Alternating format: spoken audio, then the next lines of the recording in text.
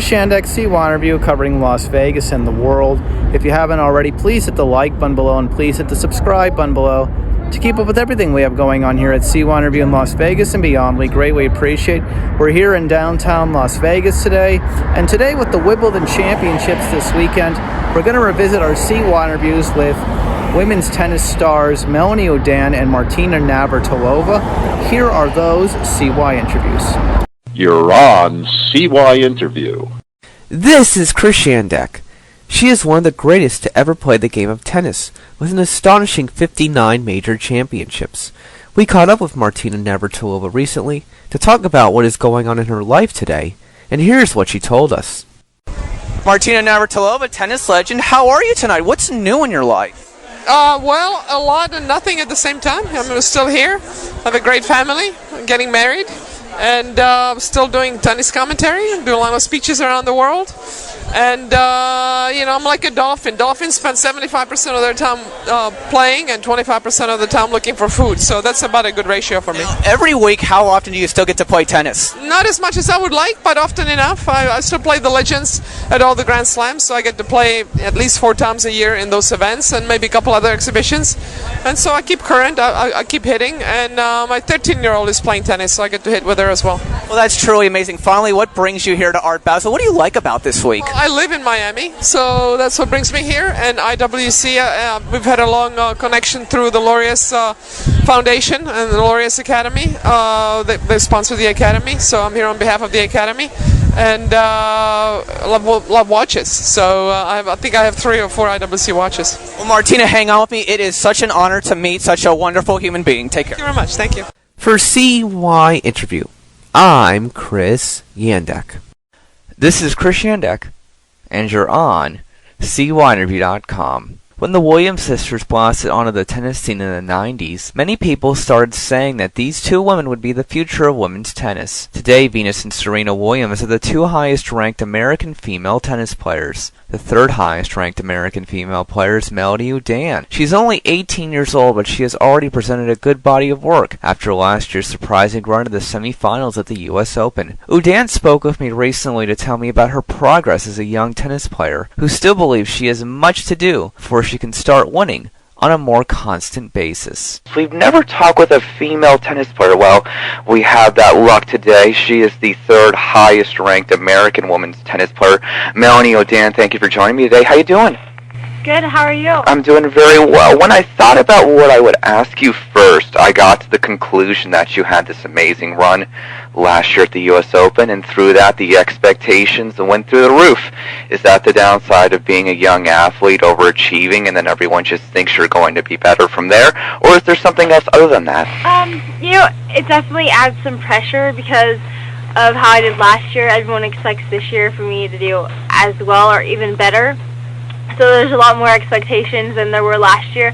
But I'm just going into it like I did last year, and hopefully I can do even better. So from there, how do you think at that time, being 17 years old, you accomplished what you did last year at the U.S. Open, upsetting numerous high-ranked players? Yeah, it was pretty crazy. I mean, it was really unbelievable for me. It was a pretty good shock to me as it was everybody else, because I didn't expect it to happen like all of a sudden like that.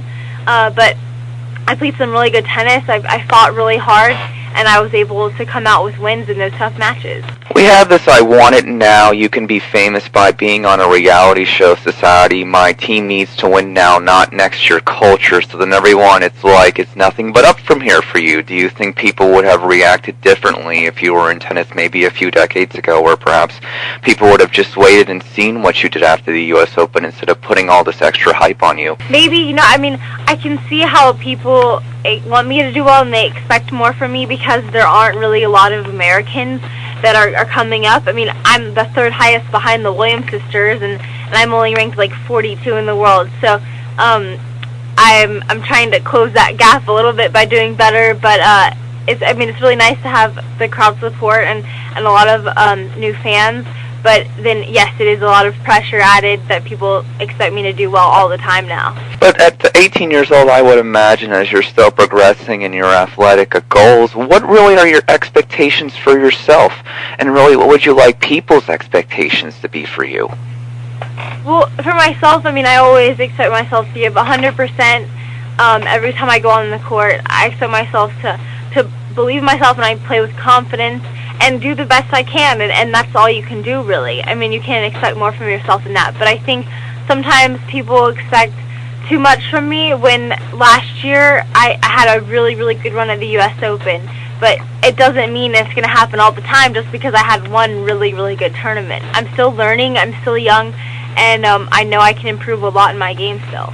And so then how does it make you feel being grouped in with the Williams sisters and people saying perhaps, you're going to be the next American female tennis star to carry on that legacy? I'm guessing that's not great. That is, I'm extremely honored to be considered, right next to the Williams sisters. But yes, I have a long way to go, I think, until that point, and I know I have a lot more work to do.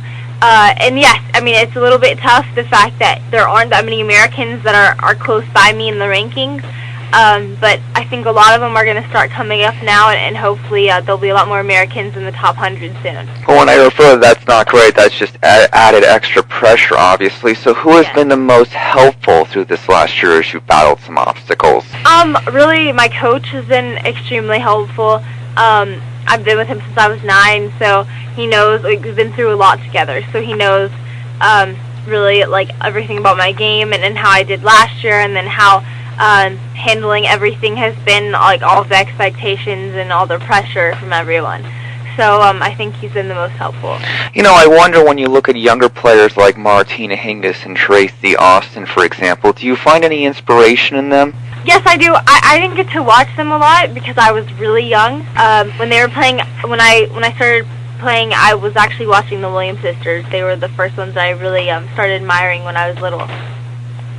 Why don't you tell me about the nextcontenders.com and what people can learn from you about that, about the things that they don't know about these upcoming tennis players? Well, nextcontenders.com is a new site created by American Express that gives fans a good chance to see behind the scenes at tennis pros like me, John Isner, Sam Querrey, and Caroline Wozniacki, and get to see us prepare for the U.S. Open and different things. There's little clips and interviews and off-court stuff about all of us, so people can learn stuff. Well, then what should we know about you that we don't is really the follow-up question here. Maybe not on that website, maybe something in general.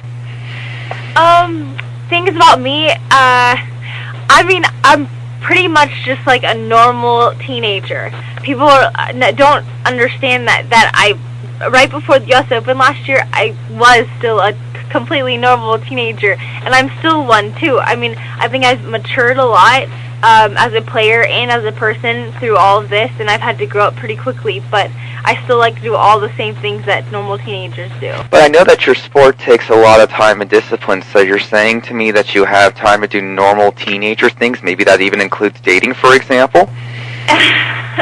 Yes, I do, actually.